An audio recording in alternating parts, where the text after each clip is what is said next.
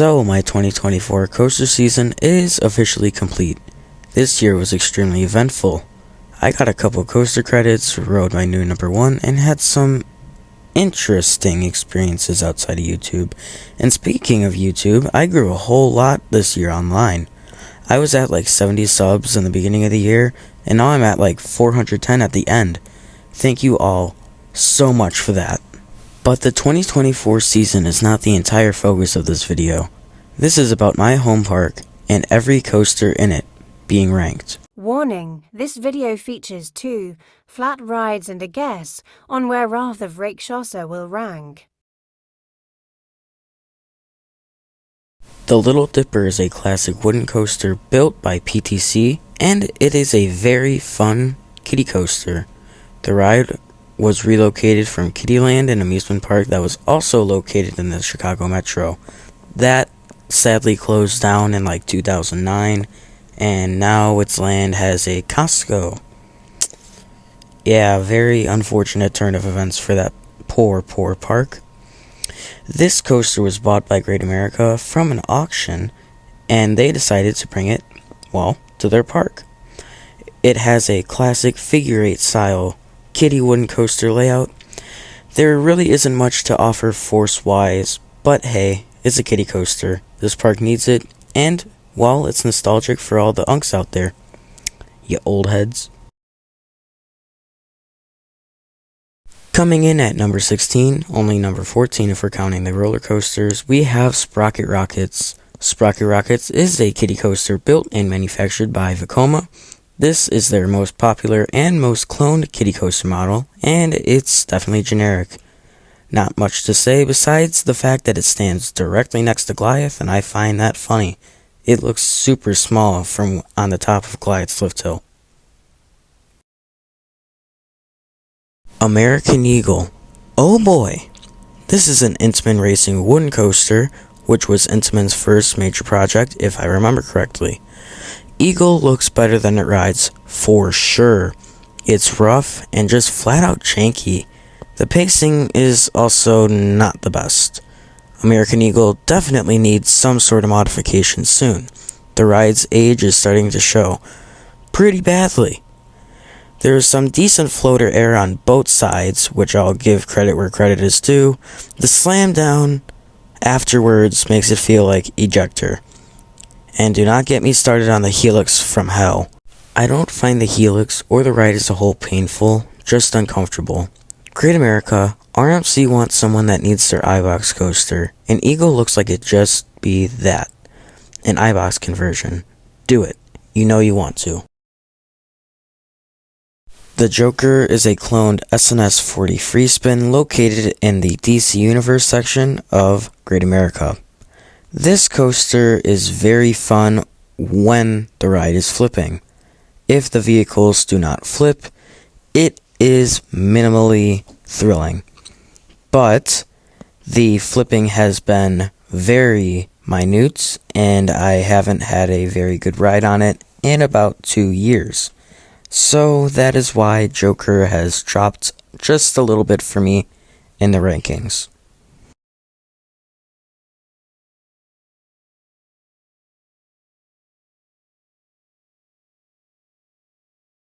Coming in at our number 12, or only number 10 if we're counting the roller coasters, we have the Wizard. Now before I explain the Wizard's ranking, the ride dropped so far down because last year I ranked rides based on how much I like them, not based on how good they are. If I ranked rides like I did last year, this list would be very different.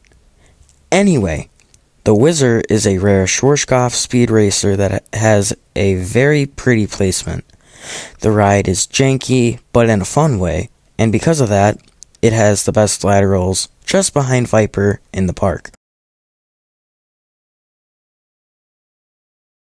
Demon is an aero looping coaster, and it opened with the park in 1976. This ride is the definition of aero discrimination. The amount of complaints I hear about it being a rough and uncomfortable ride is otherworldly. Look up how to ride a rough roller coaster, then we can talk. The coaster itself is pretty solid. It has ejector air on its first drop, solid G's on its loops, and nice hang time on the corkscrews. This will get a next door neighbor in 2025, and that could push Demon even higher into the ranks, but only time will tell. Superman is a clone B&M flyer located in the front of the park. It has the best inversion in the park and the most intense element in the park via the pretzel loop. It doesn't do much, but the pretzel loop alone makes the ride as good as it is. I don't know why the ride has jumped up, but because of the way this is laid out, it just makes sense. Viper is a Six Flags built roller coaster. Yes, this is the only roller coaster that Six Flags has ever built in-house. And honestly, they should do it again. Viper is a solid roller coaster, having solid floater air and insanely sustained laterals. The best part about Viper is that the ride keeps on getting better and better as the ride goes on. Another good thing about it is that Viper is the best ride for laterals in Six Flags Great America.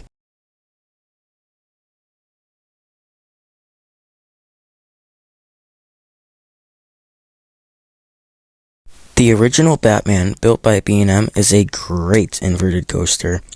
This ride interacts with the terrain quite well and delivers one of the best experiences for positive G's in the park. The ride is all about the pacing and pure power, and it does it a little too well. I love this ride, and I hope Six Flags Great America keeps this coaster for the long run. And also, please, Richard Zimmerman, do not get rid of the bat at Kings Island. Keep it, please. Come on, don't do us dirty again. We know you like to do that. Sky Striker, Samprella Giga Discovery, and swings while spinning. It also goes 172 feet in the air. It's a large ride with an even larger tendency to break down. The ride itself is insanely intense, and it has some nice float at the apex of the swings. At night, the ride is at its peak, when the lighting package works. Oof. The Flash Vertical Velocity is an intimate impulse coaster, and it is a really, really intense roller coaster. This was rethemed a few years ago, and I truly believe that benefited this ride. The ride looks a lot better, and the ridership is slightly up as well. It runs great too, and I have realized just how good it is only this year. The forward twisted spike isn't where it's at. In the front, you get a quick dose of positives, and then lats with a taste of float. The backward spike in the back row is an insane element. The positive forces are gray out inducing, and the float is way more pronounced. The launches are alright, the initial launch has a nice kick, and the backwards launches are interesting.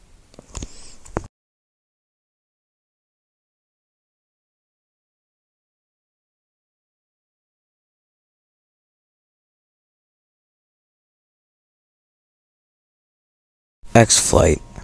Why is it still at number 4? Come on. This ride is heavily overrated, and I really never want to rank this thing again, but here it is at number 4. Overall, it really just gives nice laterals.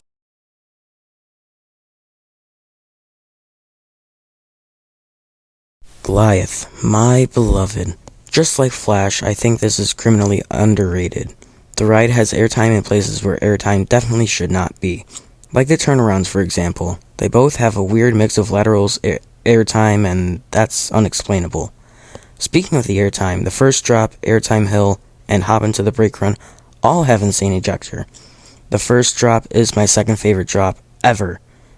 And funny enough, my favorite drop is in this very park.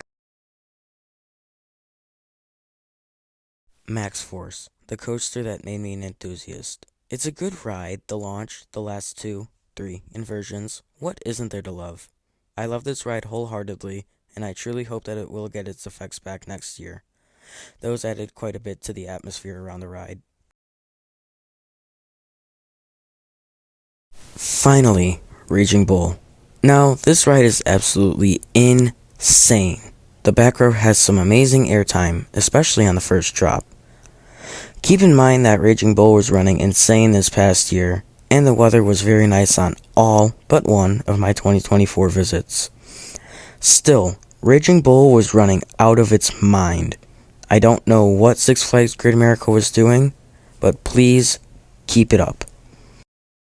Thank you all so much for watching. Please like and subscribe, or I will dump 10 feet of snow on your hometown.